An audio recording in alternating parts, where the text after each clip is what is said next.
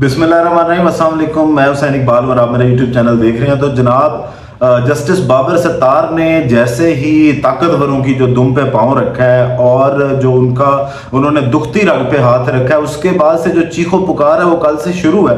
और इस पे सबसे पहले जो उन्होंने खत लिखा अपने चीफ जस्टिस को, जस्टिस आमिर फारूक के नाम के, जनाब ये बैरूनी मुदाखलत हो रही है और उसका वो एक और केस सामने लेके आए। उसके बाद कल से जो है वो उसकी वजाहतों का सिलसिला जारी है। सबसे पहले अटॉर्नी जनरल साहब को तकरीबन 4 मिनट का वीडियो बयान जारी कर चुके हैं उस पर। उसके बाद जो सरकारी वज़रा हैं, वज़ीर इत्तलात व नशरियात अता तारड़ साहब और जो वज़ीर कानून आज़म नज़ीर तारड़ साहब हैं, वो आए हैं मैदान में और उन्होंने आके जनाब जो क्लियरेंस दी और जिस तरह की बातें की कि जनाब जहाँ पे रियासत की बात आ जाती है तो उसके बाद जो है वो ऐसे मामलात नहीं करने चाहिए, ऐसी बातें नहीं करनी चाहिए जहाँ पे कौमी सलामती की बातें आ जाएं।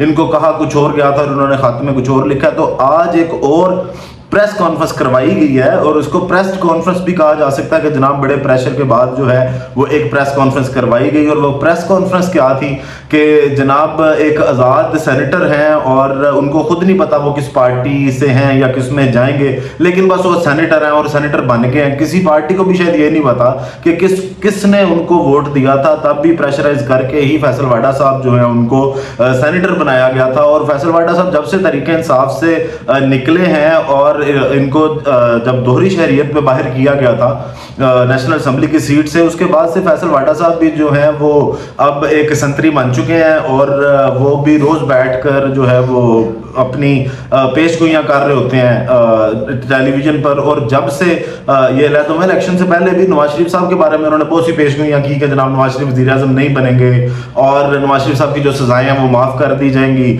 और वो सारे मामला आहिस्ता आहिस्ता देखने में आए। तो अब सबको पता है कि जनाब आज वो जो उन्होंने प्रेस कॉन्फ्रेंस की है वो किसकी तर्जुमानी करने आए थे और कैसे उनको सेनेटर बनाया गया और एक आज़ाद सेनेटर वो कैसे बने। तो आज की उनकी जो प्रेस कॉन्फ्रेंस है उस पर बात करते हैं कि जनाब फैसल वाडा ने अपनी प्रेस कॉन्फ्रेंस में बोला क्या। फैसल वाडा साहब बड़े आज जनाब उसमें गुस्से में नजर आए, हालांकि उनका गुस्सा बनता नहीं था। आप किस हैसियत से जो है वो आज ये प्रेस कॉन्फ्रेंस करने आए हैं और आप किसकी तर्जुमानी करने आए हैं? फैसल वाडा साहब, आप जिन इदारों की बात करने आए हैं उनके पास सबके पास अपना अपना तर्जुमान जो है वो होता है और वही आके जो अपने इदारे का स्टांस होता है, जिन इदारों को नोटिस भी जारी किए गए हैं, जिन इदारों की जस्टिस बाबर सत्तार ने बात की है, उन इदारों के पास अपने अपने तर्जुमान हैं। वो इस चीज़ की तनख्वाहें लेते हैं कि वो लोगों में आके अपनी चीज़ों को, अपने स्टांस को क्लियर करें, अपने नैरेटिव को लोगों को बताएं, और हर इदारे ने अपना तर्जुमान इसीलिए रखा होता है। पर आप किसकी तर्जुमानी करने आए हैं और आपको क्यों बुलाया गया है या किसने कहा है कि आप आए? और जिस तरह आपकी प्रेस कॉन्फ्रेंस को प्रोटोकॉल दिया गया है, एक भाड़े के टट्टू से ज्यादा आपकी हैसियत कोई नहीं है कि आप आते हैं और पाकिस्तान का जो सरकारी मीडिया पीटीवी, वो मीडिया जो साबिक वजीर आजम की तस्वीर नशर करने में जो है वो एड्स पे चला जाता है या वो टाइटल या बम्पर प्ले कर देता है, और कौमी असम्बली में अगर उनका नाम लिया जाए या इमरान खान की बात की जाए तो जनाब उसको ब्लैकआउट कर दिया जाता है। और आपकी प्रेस कॉन्फ्रेंस जो है वो आपके बैठने से लेकर आपके उठने तक जो है उसको दिखाया जाता है और बातें ये की जाती हैं जनाब फिर के यहाँ पे आज़ादी राय है और जनाब सबके जो राइट्स हैं वो इक्वल है। तो आज की उनकी जो प्रेस कॉन्फ्रेंस थी उसमें फैसल वाडा साहब ने कहा जी दोहरी शरीयत वाले अदालतों में बैठे हैं, आपके लिए शराब हलाल है, हमारे लिए हराम क्यों? बस बहुत हो गया, अदलिया में इदारों की मुदाखलत के शवाहिद हैं तो सामने लाएं, हम सब साथ देंगे। आप अब अगर कोई पगड़ी उछालेगा तो हम इसकी फुटबॉल बना देंगे।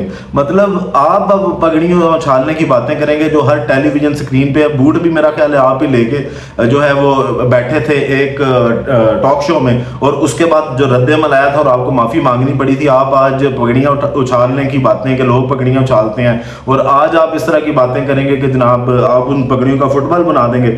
उसके आगे मजीद फैसल वाडा साहब ने यह भी कहा, जनाब आज़ाद सेनेटर फैसल वाडा की प्रेस कॉन्फ्रेंस कहा छुट्टी के दिन जस्टिस बाबर सत्तार की प्रेस रिलीज आई, हाई कोर्ट को खत लिखा, जवाब नहीं आया।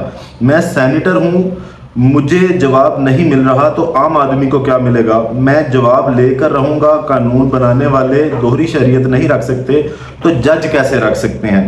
कौम चाहती है इतने बड़े आईनी और कानूनी ओहदों पर बैठे हैं तो खुद को क्लियर करें। बार बार इंटेलिजेंस इदारों का नाम लिया जा रहा है, अब इल्जामात के शवाहिद देना पड़ेंगे।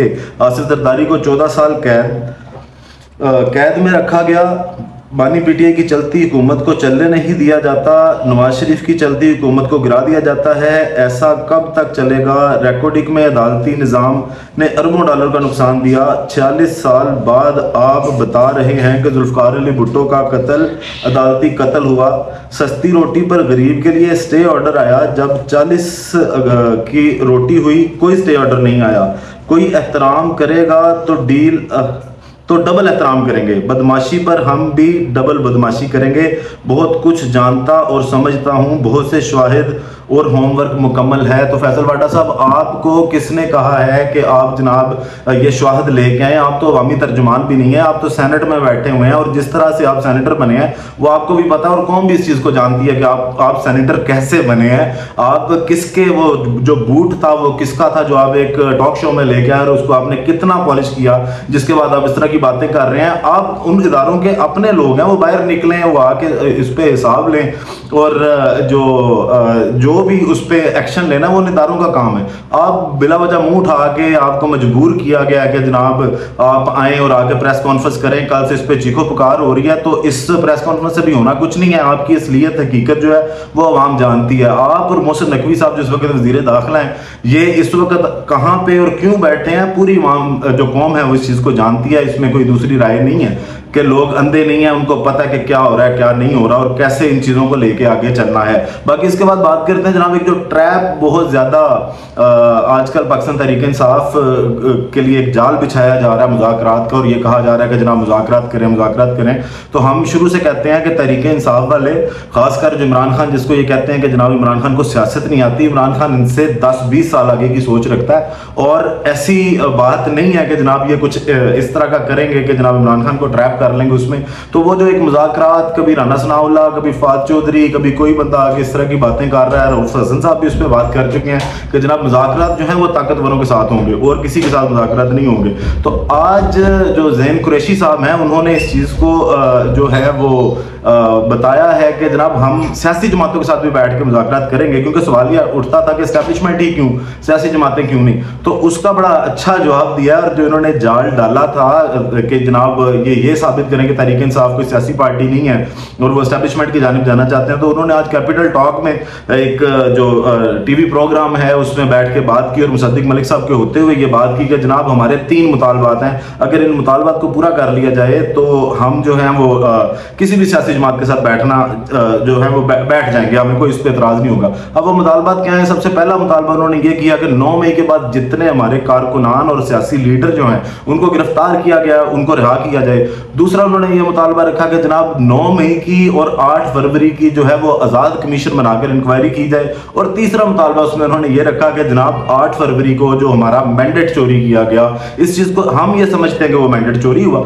तो इस चीज़ को तस्लीम किया जाए और इसकी भी तहकीकात करने के बाद तस्लीम किया जाए। तो हम मान लेते हैं कि जनाब ये जो सियासी जमातें इनके साथ बैठना चाहिए। तो वो जो एक इनका ट्रैप था, जो एक जाल था, आपसे पहले भी इस बारे में बात कर चुके हैं कि जनाब ये अगर नवाज शरीफ या शहबाज शरीफ या जरदारी साहब के साथ पाकिस्तान तरीके से बैठती है तो ये कहा जाएगा कि जनाब देखें इन्होंने तो उनका मैंडेट तस्लीम कर लिया और ये कहते नहीं है कि जनाब ये मैंडेट चोर हुकूमत है। तो आज उस जाल का भरपूर जवाब दिया पाकिस्तान तरीके इंसाफ ने और ज़ैन कुरैशी साहब ने इस चीज़ को क्लियर किया कि हमारे ये 3 मुतालबात मान लें, हम किसी भी सियासी पार्टी के साथ बैठ जाते हैं। बाकी वीडियो का काम करते हैं इस दुआ के साथ कि अल्लाह ताला पाकिस्तान पर अपनी रहमत नाजिल करे। पाकिस्तान जिंदाबाद।